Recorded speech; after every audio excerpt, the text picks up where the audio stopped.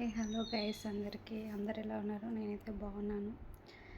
అందరికేమో కానీ నాకైతే ఒక పిచ్చి పట్టింది. అదేం పిచ్చి అంటే ఏదో ఒక రీల్ చేయాలి, ఏదో ఒకటి చేయాలి, కంటెంట్ క్రియేట్ చేయాలి కానీ కెమెరా ముందుకు రావాలంటే భయం.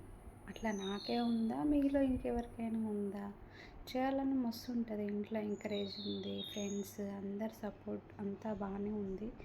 కానీ నాకు కెమెరా పట్టుకొని ఫోన్ ఆన్ చేసి వీడియో తీయాలంటే అవ్వట్లేదు.